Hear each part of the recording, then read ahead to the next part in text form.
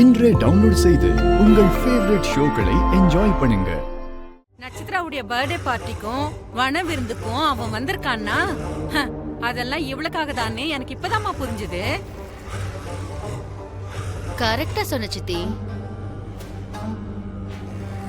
ஏய், நீயும் அவனை லவ் பண்றதானே?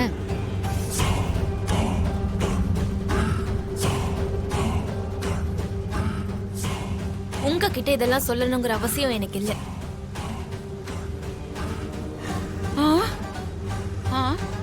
ஐயோ அம்மாடியோ, இப்ப புரிஞ்சுது சித்தி. இவ கூட அவனை லவ் பண்ணிக்கிட்டு இருக்கா. அவ அப்படி சொல்லவே இல்லையேம்மா. அவ காதலிக்கலன்னு ஓப்பனா சொல்லிட்டு போக வேண்டியது தானே. நீ வராத, அப்படி நீ வந்தனா உன் கூட வர மாட்டேன்னு போன்ல அந்த ககன் கிட்ட இவ ஓப்பனா சொல்லிருக்கணும் இல்லையா? அப்படி அவங்கிட்டயே சொல்லாம நமக்கிட்டயும் சொல்ல வேண்டிய அவசியம் இல்லன்னு இப்படி மழுப்பிட்டு போறான்னா கண்டிப்பா இவ்வளவு லவ் பண்றா சித்தி. அப்படின்னா நாளைக்கு அவன் வந்தான்னா அவன் கூட இவ்வளவு போயிடுவா போல இருக்கே. கண்டிப்பா போவா சித்தி. இவ வரமாட்டேன்னு அவன்கிட்ட சொல்லியிருந்தா வீட்டுக்கு வருவேன்னு அவன் சேலஞ்ச் பண்ணிருக்க வாய்ப்பே இல்லையே. அவன் கூட பூமி போயிட்டானா இனி வாழ்க்கையில மாமா அவன் முகத்தை கூட பார்க்க மாட்டாரு. இப்ப அதுதான் நமக்கும் தேவை. நாளையோட அவளோட தொல்லை இந்த வீட்டுல இருக்காத. முதல்ல நீங்க கொஞ்சம் பொறுமையா இருங்க. எப்படிமா பொறுமையா இருக்க சொல்ற? அவன் பேசினதை கேட்டதுக்கு அப்புறம் என் ரத்தம் எல்லாம் கொதிக்குது. நீங்க இப்படி கோவப்பட்டு உங்க ஆரோக்கியத்துக்கு எடுத்துக்காதீங்க அங்கிள். நாளைக்கு என்ன நடக்கும்னு யோசிச்சு நீங்க கோவப்பட்டுட்டே இருந்தீங்கன்னா அது உங்க ஹெல்த்தை தான் பாதிக்கும் அங்கிள். முதல்ல கொஞ்சம் பொறுமையா இருங்க.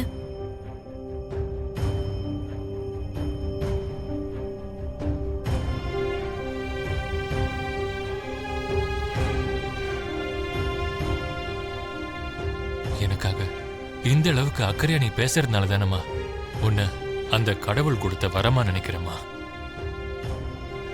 இந்த மாதிரி ஒரு நல்ல பொண்ண அவன் வந்து கூட்டிட்டு போகும்போது நான் எதுவுமே செய்யாம கையை கட்டிக்கிட்டு வேடிக்கை பார்த்துட்டு இருந்தேன்னா நாளைக்கு உன் பெத்தவங்க வந்து, ஏன்யா உன் வீட்டுல தானே எங்க பூமி இருந்தா யாருன்னே தெரியாத எவனோ ஒருத்தன் வந்து என் பொண்ண உங்க முன்னாடி கூட்டிட்டு போயிருக்கான், எப்படியா பார்த்துட்டு சும்மா இருந்தேன்னு கேட்டா நான் என்ன பதில் சொல்லுவேன்?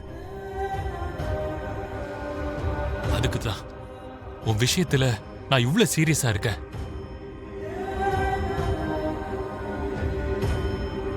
சரிங்க அங்கிள்,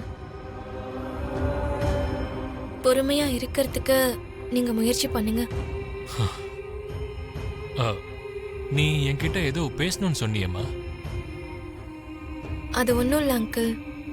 கோவப்படாம உங்க உடம்ப முதல்ல பாத்துக்கோங்கன்னு தான் சொல்ல வந்தேன். அத உங்ககிட்ட சொல்லிட்டேன். சரி, என் தங்கச்சியையும் கிருஷ்ண பிரசாதையும் கூப்பிடு, அவங்க கிட்ட பேசணும். சரிங்க அங்கிள். அபூர்வா வரதட்சணை அனுப்புறதுக்கு முன்னாடி எங்க இந்துவை நீங்க எப்படி எல்லாம் பாத்துக்கிறீங்கன்னு எங்களுக்கு தெரியணும், அதுக்கு ஒரு சாம்பிள் வீடியோவை அனுப்புவீங்கன்னு சொன்னாங்க. அதுக்கு தான் எடுத்துக்கிட்டு இருக்கேன். சமையல் பண்ற இந்துவையும் வீடியோ எடுத்தியா? எடுத்துட்டேனே. இப்ப உங்களையும் எடுத்துட்டேன், அனுப்புறது மட்டும்தான் பாக்கி. டேய், கொஞ்சமாவது அறிவு இருக்கா? இந்து சமைக்கிறத பார்த்தாங்கன்னா அவங்க நம்மள தப்பா நினைக்க மாட்டாங்கடா. அப்படி இருக்கும் போது இந்து எதுக்கு சமைக்க சொன்னீங்க? ஏதோ கத்துப்பான்னு நான் சொன்னேன்டா. வீடியோ எடுக்கணும்னு சொன்னல, இப்போ நான் போய் அங்க சமைக்கிறேன். நாம இந்துவ மகாராணி மாதிரி பாத்துக்கிறோம்னு நினைக்கணும். அது நீ எடுக்கிற வீடியோல தான் இருக்கு. என்னடா யோசிச்சுட்டு இருக்க? வேற வழி இல்லம்மா. நாம எவ்வளவுதான் வீடியோ எடுத்தாலும் நாளைக்கு இந்து இவங்க என்ன ஒழுங்காவே பாத்துக்கலன்னு சொன்னான்னு வைங்க, மொத்தமா நாரி போயிடும். என்னடி ஆச்சு உனக்கு? இவன் இப்படி சொல்றான். இப்போ நீ என்னதாண்டா சொல்ல வர? வாங்க வாங்க, என் வழிக்கு வாங்க. புதுசா கல்யாணமான பொண்ணுக்கு நிறைய ஆசையெல்லாம் இருக்கும். அதான் சினிமா, பீச், பார்க்லாம் போவாங்க. இந்த மாதிரி சின்ன சின்ன ஆசைலாம் இருக்கும். டேய், நீ சொல்றது கரெக்ட் தான்டா. அதனால தான் நீ உன் பொண்டாட்டிய படத்துக்கு கூட்டிட்டு போ. அவளை கொஞ்சம் ஹாப்பியா வச்சுக்கலாம். நீ என்னடி சொல்ற? அதுவும் கரெக்ட் தாங்க. சீக்கிரம் போடா. என்னடா யோசிக்கிற? போடா போ. எந்த சம்பந்தமும் இல்லாத அந்த பையன் இந்த வீட்டுக்கு எந்த சம்பந்தமும் இல்லாத பூமியை பார்க்க அவன் வரானா எங்களை வீட்டை விட்டு துரத்திடுவீங்களா? இதெல்லாம் நியாயமே இல்லனா. புருஷன் எங்க இருக்கானோ பொண்டாட்டியும் அங்கதான் இருக்கணும். அதுதான் நியாயம்.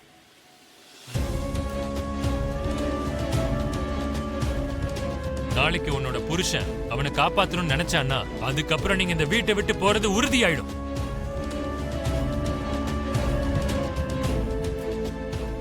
இந்த வீடு என்னுடையது. யாருக்கு இந்த வீட்டோட சம்பந்தம் இருக்குன்னு முடிவு பண்ண வேண்டியது நான் தான். பூமி என்னோட பொண்ணுன்னு 100 தடவைக்கு மேல உங்க எல்லாருக்கும் நான் சொல்லிட்டேன். தங்கச்சியை விட என் பொண்ணுக்கு தான் இந்த வீட்ல உரிமை அதிகமா இருக்கு. என்ன புரிஞ்சுதா? புரிஞ்சது என்ன? நீ உன்னோட புருஷனை அவன் கண்ட்ரோல வச்சுப்பியா இல்ல உன் புருஷன் அவன் அன்ஆபிஷியல் பையனை கண்ட்ரோல வச்சுப்பானோ? எனக்கு அதெல்லாம் தேவையில்லை. நாளைக்கு அவன் வரும்போது என்ன நடக்க போகுதுன்னு உங்ககிட்ட சொன்னல, அதுதான் கண்டிப்பா நடக்கும்.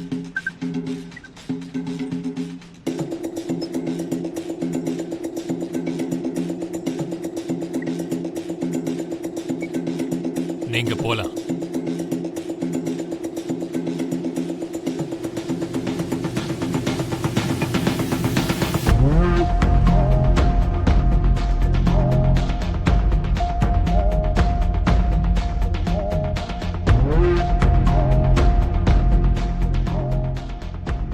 மாப்பிள்ள எடுத்திருக்கிற இந்த முடிவை நீ இன்னும் ஸ்ட்ராங் ஆக்கிடு. வீட்லயும் மேன் பவர் கொஞ்சம் கம்மியாயிடும். பாத்தீங்களா மாமா, உங்க பையன் என்ன காதலிச்சாரு.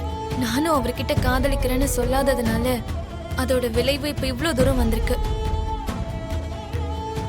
கடைசியில அப்பா உங்களையும் வீட்டை விட்டு வெளியில அனுப்பிடுவான்னு சொல்லிட்டாரு. அவரு வராம எப்படியாவது தடுக்கணும் மாமா.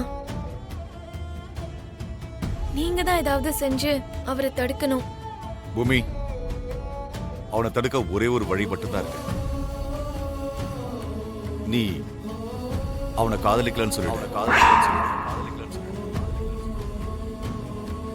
அவன் வரமாட்டான்.